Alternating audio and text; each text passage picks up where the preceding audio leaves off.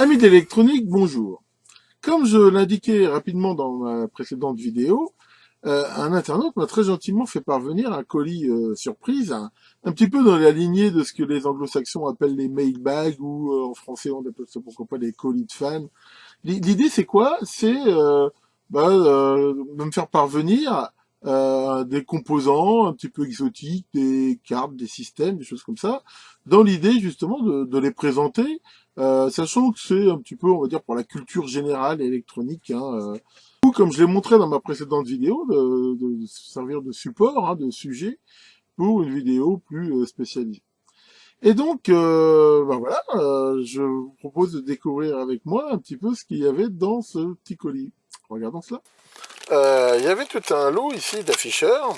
Alors ce sont des afficheurs de couleur verte, mais qui ont la particularité, comme on peut le voir ici, de pouvoir afficher que un 1 et signe plus et moins.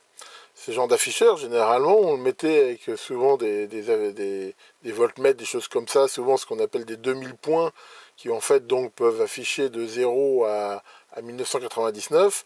Donc c'est pas la peine d'avoir un digit entier et en même temps ça fait le signe. Alors c'est intéressant, c'est des afficheurs manifestement tout neufs, on trouve facilement même la doc sur internet. Alors par contre ce n'est que des afficheurs comme ça. Alors pour y trouver une utilisation, soit il faut avoir aussi des afficheurs, on va dire, normaux qui vont avec, ou trouver une idée. Bon voilà, il faut réfléchir, est-ce qu'il y a une idée pour utiliser ces afficheurs tout seul? Ensuite, il y avait tout ce lot ici de diodes. Alors c'est pareil, c'est des diodes, on trouve très facilement la doc sur internet. C'est des diodes 200 volts 3 ampères, très communes. Et ça, ça sert toujours, je veux dire, d'avoir de la diode comme ça, je veux dire, ça a plein d'utilisations. En plus, c'est de la diode relativement rapide. C'est pas de la Schottky, mais apparemment, quand même, c'est de la diode qui speed un peu. Donc, ça sera toujours utile. De même, il y avait, en plus du sachet de résistance que je vous ai déjà montré dans la vidéo précédente, tout un lot ici de condensateurs. On voit très bien ici le logo Thomson CSF, ici, qui avait racheté, je crois, LCC, qui était un fabricant de condensateurs. Enfin bon, c'est pareil, il y a eu plein de fusions-acquisitions, on ne s'y retrouve pas. Voilà, on voit que c'est des condensateurs de 1 microfarad, 250 volts. Après, j'ai pas trouvé là pour le coup le datasheet de ces condensateurs. Enfin voilà, c'est des condensateurs qui se trouveront bien sûr aussi de l'usage. Alors ensuite, il y avait deux petits boîtiers comme ça. Alors ça, qu'est-ce que c'est? C'est des boîtiers d'alarme en fait. Voilà, on va voir qu'ils sont auto-alimentés ici avec une petite pile de 12 volts et dans lequel on va retrouver ici un petit module HF ici de transmission, voilà, un truc très, très classique aussi, et un circuit qui est très connu, le HT600, qui en fait est un codeur. C'est un peu comme dans toute la famille là, des MM 53200 et UM 3750 et tout ça, et qui permettent ici d'avoir une suite d'impulsions sécurisées, et qui généralement, là c'était sans doute fait pour aller sur une centrale d'alarme. Alors on voit dessus ici un petit interrupteur à lame souple, et c'est même livré avec un autre ici qu'on peut voir, et il y en a aussi ici un extérieur. Alors un petit mot sur ces trucs-là. Ces trucs-là, en français on appelle ça des ILS, qui est l'acronyme de interrupteur à lame souple. Les anglo-saxons appellent ça des contacts REED. REED, R-E-E-D. Alors pourquoi REED? REED ça veut dire roseau en anglais. Et c'est vrai que ça rappelle un petit peu la forme ici d'un roseau. Le nom vient de là. Et alors le principe de ces petits interrupteurs, c'est qu'en fait ils sont sensibles à un champ magnétique. Donc ils s'ouvrent ou se ferment, ça dépend des modèles, en présence ici d'un aimant. Donc là, bien sûr, pour faire l'alarme, par exemple, qui va surveiller l'ouverture d'une porte ou d'une fenêtre, voilà, on va mettre ici sur la chambranle le contact, ce qui fait que dès que ça va s'ouvrir, ça va libérer ou faire le contact ici, ce qui va envoyer la commande à l'alarme. Donc voilà, il y avait deux petits modules comme ça, donc ça c'est plutôt sympa. Alors soit on peut les réutiliser parce que je pense que c'est quelque chose d'assez classique. Sinon, de toute façon, il y a quand même plein de trucs à récupérer. On peut récupérer ici ces petits modules là d'émission qui fonctionne. D'ailleurs, on voit l'antenne ici, c'est une antenne imprimée. Éventuellement le circuit là, enfin voilà, c'est des trucs vraiment sympas. Alors ensuite, il y avait ce petit module. Alors ce petit module, voilà, on voit que c'est un afficheur fluorescent, hein, donc ces afficheurs-là, ils nécessitent une tension assez élevée, et on voit aussi, là, il y a trois petits fils, hein, en fait, c'est un filament hein, qui on chauffe, alors on ne voit pas, mais c'est un petit peu le principe des tubes électroniques, hein, quelque part.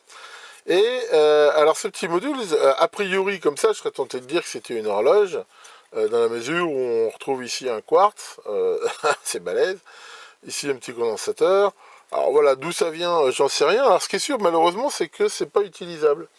Alors, parce qu'au début, je me suis dit, bon, il y a peut-être moyen de faire un peu de rétro-engineering et de le brancher, mais en fait, je me suis aperçu, voilà, le problème, il vient de là. Hein, voilà, on voit ici, hein, c'est que ces petits trucs-là, à l'intérieur, il y a un gaz, et ici, il y a un petit... enfin, c'est l'endroit où, généralement, le gaz a été mis à l'intérieur et qui est fermé, et là, bah, il a été cassé, et bah, dans la mesure où c'est cassé, c'est mort, hein, ça n'a aucune chance de fonctionner. Ah bon, c'est pareil, on peut pas le réutiliser comme ça. Maintenant, le quartz est sans doute réutilisable. Le composant ici, voilà. Alors ensuite, il y avait un module ici, alors là, pour le coup, très intéressant, qui est sans doute de la récup. Alors c'est pareil, j'ai cherché un petit peu sur Internet et on voit marqué ici Masternote. Hein, on le retrouve ici, noté là. Alors ça, c'est quoi? Apparemment, Masternote, c'est une entreprise qui fait de la géolocalisation de véhicules. Et je suppose que ça, c'est tout ou partie du système qu'il y a dans le dit véhicule. Et si on regarde un petit peu, il y a différentes parties. On retrouve ici ce composant Wavecom. Alors ça c'est quoi? En fait c'est un petit module GSM en fait, hein, de téléphone portable. On voit ici qu'il y a l'emplacement pour pouvoir mettre une carte SIM. Et en fait, ce système-là, donc c'est, voilà, en émettant ici une antenne, le système qui va permettre de, bah, en fait, de se connecter sur le réseau téléphonique, hein, le réseau des mobiles, et d'envoyer bah, des informations, alors via SMS ou autre protocole. Donc ça, c'est ce module-là. Ici, il y a le module GPS proprement dit. On retrouve ici une puce qui est extrêmement connue, ici, là, du fabricant U-Block, là. Et pareil, ça allait sur une antenne GSM. Et donc tous ces modules-là, ici, c'est donc ce qui va permettre de savoir où se trouve le véhicule. Et ici, le reste, là, bah, il y a le système d'alimentation qu'on peut voir là. Et ici, bah, toute la logique, à mon avis, qui pilote le tout. Voilà. Alors ça, c'est par contre, j'ai pas trouvé de doc spécifique. Alors j'ai retrouvé éventuellement la doc de ce module-là. Ce circuit-là, apparemment, ils ont fait un circuit à eux. Hein, on voit Masternote là, donc... mais ça, pareil, on trouve relativement la doc. Maintenant, est-ce que ça vaut le coup de faire du rétro-engineering et de retrouver ça? Je dirais oui et non, c'est intéressant, mais il existe maintenant des petits modules GSM comme ça, on les trouve sur Banggood pour 2 euros avec la doc, avec tout. Bon, on va dire c'est un petit peu plus côté, on va dire, collection qu'autre chose. Mais voilà, c'est intéressant, on voit que c'était quand même du matos de plutôt bonne qualité. Alors ensuite, il y avait ce petit circuit ici. Alors ce petit circuit, si on regarde pareil, hein, j'ai fait un petit peu de rétro-engineering, il faut dire que sur ce circuit-là, c'était assez rapide. On retrouve ici quelque chose qui parlera sans doute à certains d'entre vous, ce qu'on appelle un basic stamp. Hein. C'était la société Parallax qui faisait ça, et en gros, c'est un petit peu les ancêtres de l'Arduino, quelque part. Hein. Voilà, c'est un petit système ici très simple, qui contient un microcontrôleur et 2-3 tripailles autour, et avec des outils informatiques hein, pour pouvoir facilement les programmer. Alors après, ça a été mis ici dans un système, c'est bizarrement fait en fait. Les entrées-sorties ici arrivent sur deux circuits 74 LS245 qui sont des buffers tri-state bidirectionnels. Et en fait, selon la position ici du cavalier, ils sont passants dans ce sens-là ou dans ce sens-là. Donc soit ici, toutes les lignes sont en entrée, c'est-à-dire que, à mon avis, c'est pour ça qu'ici, il y a prévu des pastilles. On viendra y mettre des interrupteurs, des entrées, soit selon la position ici, et c'est en sortie. Donc voilà, en gros, il y a deux groupes d'entrée-sortie, où chaque groupe peut être fait en entrée ou en sortie, sachant qu'ici, on retrouve ici un circuit bien connu, hein, le ULN 2803, qui est un octuple d'Arlington, qui derrière, ici, permettait, alors probablement de mettre des LED, hein, on voit ici qu'il y a des résistances, et ça, donc voilà, c'est... ce système-là. Ça contient en plus ici un petit régulateur 5 volts hein, pour l'alimenter. Ce qu'il faut pour directement le brancher sur le port série du PC pour pouvoir le programmer. Et ce bouton qui, je pense, est un reset. Alors ce qui est bizarre, c'est que ça a été routé par au-dessus. C'est assez original, hein. Généralement on fait plutôt les pistons dessous, là voilà c'est du simple face, mais routé par au-dessus et mis comme ça. Alors bon, c'est pourquoi, je sais pas, c'est vrai que dans un sens ça peut des fois être pratique, pourquoi pas il n'y a pas besoin quand on dessine le circuit de l'inverser, enfin c'est assez bizarre. Enfin voilà donc pour ce petit système. Et pour finir, il y avait ça. Alors ça, c'est quoi? C'est pareil, c'est quelque chose qui manifestement est plutôt une fabrication, on va dire, amateur. Et là, bah, c'est pareil, j'ai tout de suite vu ce que c'était, parce que ça utilise un circuit qui, quelque part, aurait sa place dans ma série circuit de légende. Hein, c'est le ADD 3501.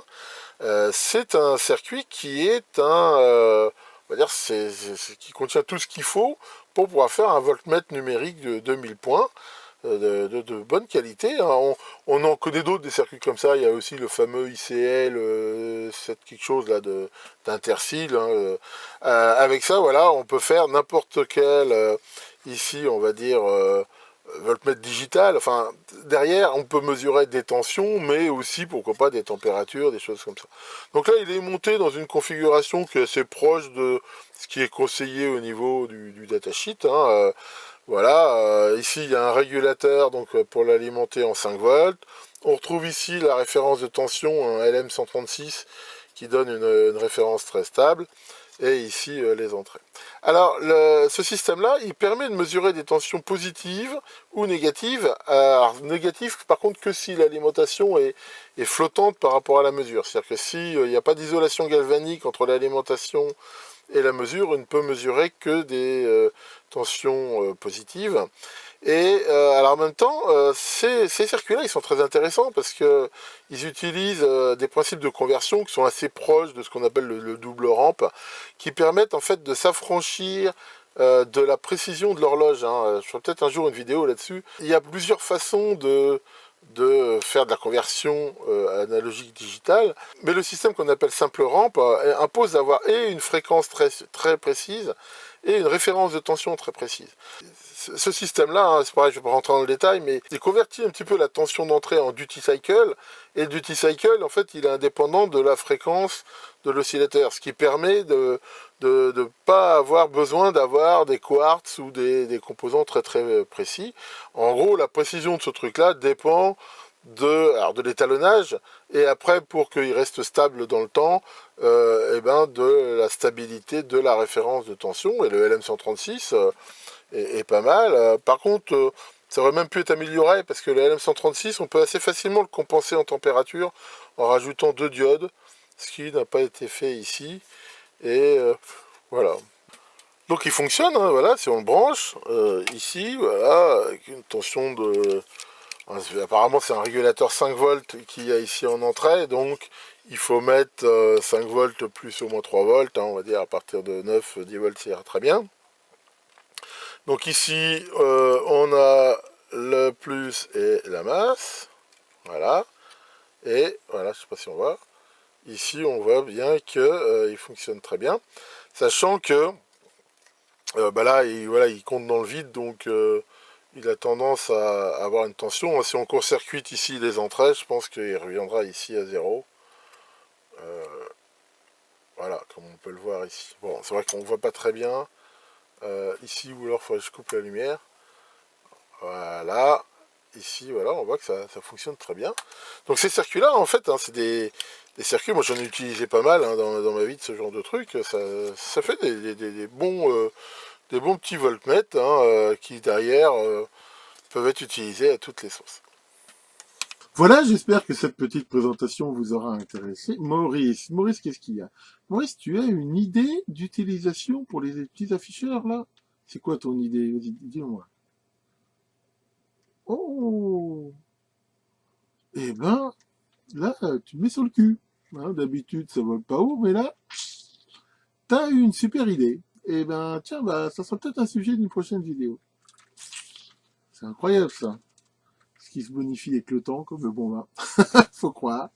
Bon, donc bah voilà hein, pour cette vidéo. Alors justement, si comme ça vous avez des trucs qui peuvent être intéressants, éventuellement, des composants qui vous servent plus, des petites cartes, un petit peu dans l'idée de ça, ou comme m'avait envoyé Pierre Boulot dans le temps, là, des trucs un petit peu d'avionique ou autre, moi ça m'intéresse toujours, hein, éventuellement, de montrer ça.